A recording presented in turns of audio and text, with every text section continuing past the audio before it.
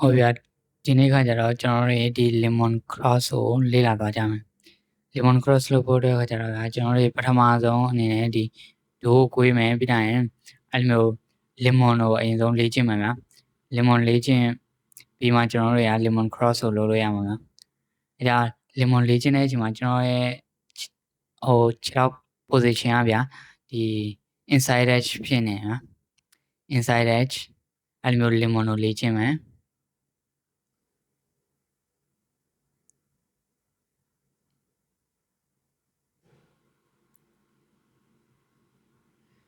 ဒီ lemon ကိုလေ့ကျင့်ပြီးဆိုရင်ကျွန်တော်တို့ဒီကျွန်တော်တို့ရဲ့ညာဘက်ခြေထောက်အရှေ့ပို့ချင်နေရဗျာကျွန်တော်ရဲ့ဘက်ဘက်ခြေထောက်ကိုအရှေ့ပို့ချင်နေရတယ်ကြတဲ့ခြေထောက်ပို့ချင်လို့ရတယ်ဗျာပို့တဲ့အချိန်ဒါပေမဲ့ဒီပို့တဲ့အချိန်မှာကျတော့ကျွန်တော်တို့ရဲ့ခြေထောက်ကဗျာ outside edge ဖြစ်သွားရင်ဒီမှာမတူတော့ဗျာဒီအချိန်မှာကျွန်တော်ရဲ့ခြေထောက်က outside edge ဖြစ်နေပထမဆုံးက lemon လေ့ကျင့်တဲ့ခါကတော့ဒီမှာ inside edge လာတယ်ပြီးတိုင်းဒီမှာ outside edge ဖြစ်သွားတယ်ဗျာအဲ့လိုမျိုးပုံစံမျိုးလေးဖြစ်ရမယ်ဒီမှာ outside edge ပြီးတော့မှ inside edge ဖြစ်သွားပြီ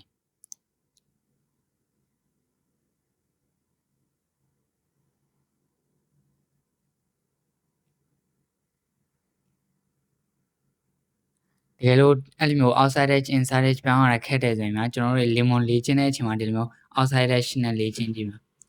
ဒီမှာဒီလိုမျိုးအဲ့လိုမျိုးပေါင်အပြင်ထုတ်ပြီးတော့ဗျာဒူးလောက်ကိုအပြင်ကိုကားထားပြီးတော့မှကျွန်တော်အဲ့လိုမျိုးလေ့ကျင့်ကြည့်ပေါ့အဲ့လိုမျိုးပုံစံလေးအဲ့ဆိုရင်ကျွန်တော်တို့ဒီ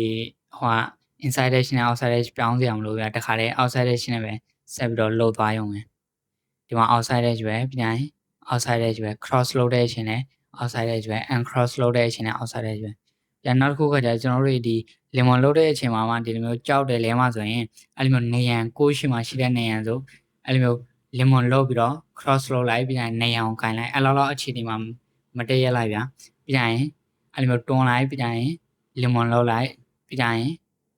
uncross လုပ်လိုက်ပြီးတော့ဒီနေရန်ကိုကင်လိုက်ရုံပဲဗျာအဲ့ဒါဆိုရင်လဲမှလည်းကြောက်စရာမလိုတော့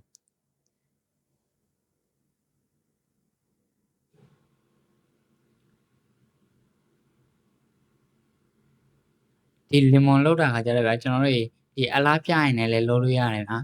အဲကြောင့် lemon လေ့ကျင့်ထားတဲ့နေရာဒီနောက်ပြန်လည်း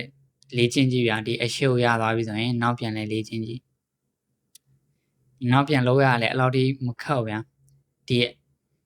အတူတူလောက်ပဲကြာမယ်နောက်ပြန်လုပ်တဲ့အချိန်မှာလည်း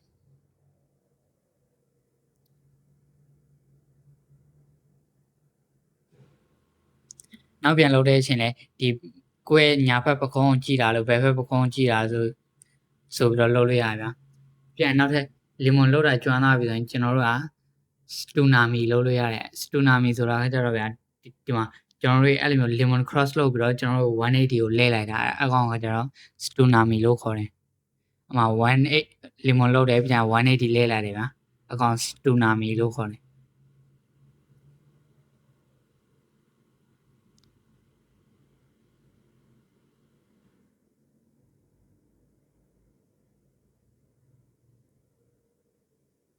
ပြန်နောက်တစ်ခုခါကြတော့ဒီ stunado လို့ခေါ်တယ်ဗျာ stunado ဆိုတာခါကြတော့အဲ့လိုမျိုး lemon လုပ်ပြီးတော့ဗျာ360ကိုလဲလိုက်တာတခါတည်း360လဲရတာတော့ခက်တယ်ဗျာတကယ်လို့တဝက်ချင်းစီလဲသွားရင်လည်းရတယ်အဲ့လိုမျိုး180ကိုနှစ်ခါလောက်လဲလိုက်အဲ့လိုမျိုးတဝက်ချင်းစီလဲလိုက်ရင်လည်းရတယ်ဗျာအဲ့လိုမျိုး360လောက်တဲ့အချိန်မှာကြတော့ဗျာကျွန်တော်တို့တခါတလေခါကျမင်းအောင်ဗျာဘာဖြစ်လို့လဲဆိုရင်ကျွန်တော်တို့နောက်ပြန်စီးရင်းနဲ့လေဒီ tsunami ကိုအရင်ဆုံးလေ့ကျင့်ထားခြင်းနဲ့နောက်ပြန်စီးတယ်ပြန်ရင်လဲလိုက်တယ်အကောင်ဒီ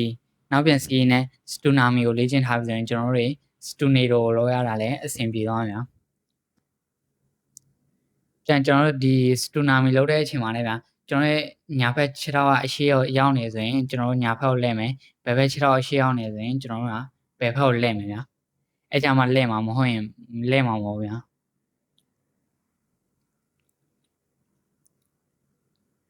ကျွန်တော်ရဲ့ညာဘက်ကအရှေ့ခြေထောက်ရောက်နေဆိုတော့ကျွန်တော်ညာဘက်ကိုလှည့်တယ်ပြန်တစ်ခါတလေတတိထားပေါ့အဲ့လိုလဲတဲ့အချိန်လဲတာတွေပါလေဖြစ်နိုင်တယ်ဗျာတတိထားအောင်အကောင်ကကျတော့ stunado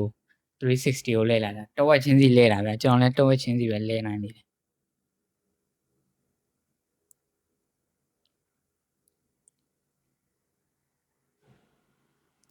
လမ်းမှာဘာညာအလားပြလို့ရတာပေါ့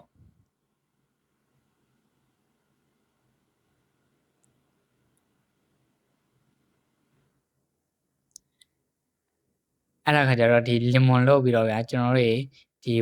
180ခုံလိုက်တာလင်မွန်လုပ်မယ်ပြီးရင်ခြေထောက်တစ်ခုမြောင်းလိုက်မယ်ပြီးရင်ခုံလိုက်မယ်ခုံတဲ့အချိန်မှာကျတော့ကျွန်တော်တို့ landing လုပ်ရင်ခါကျတော့ခြေထောက်နှစ်ခုလုံးနဲ့ landing လုပ်တာဗျာပြန်ကျွန်တော်တို့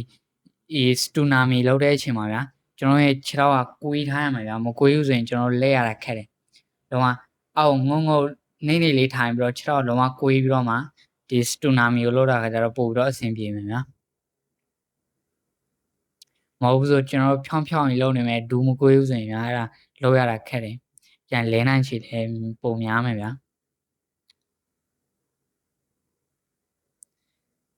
ဒီကောင်းခါကျတော့ဒီ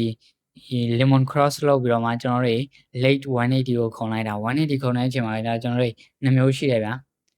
အဲ့ဒါကိုလည်းကျွန်တော်နောက်ပြီးတော့မှလုပ်ပေးမယ်ဗျာ180ခုံနေ2မျိုးကိုလုပ်ပေးမယ်ဒီကောင်းခါကျတော့မှ late 180ကိုခုံလိုက်တာ lemon cross လုပ်ပြီးတော့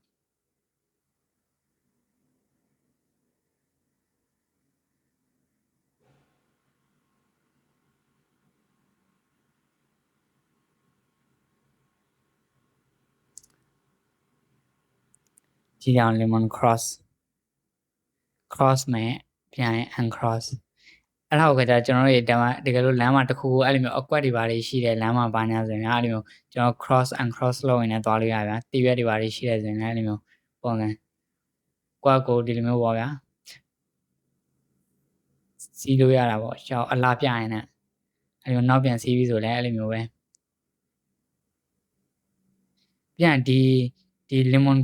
cross လုပ်တာဗျာတချို့လူတွေအတွက်ကကျတော့ဒီအဆင်မပြေဘူးဘာဖြစ်လို့လဲဆိုရင်ဒီလိုမျိုးတချို့ frame နဲ့လည်းဆိုင်နေဗျာ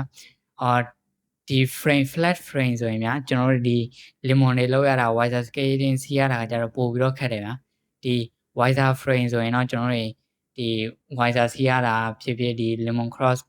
လောက်တာတွေအားလုံးကလွယ်တယ်ဗျာ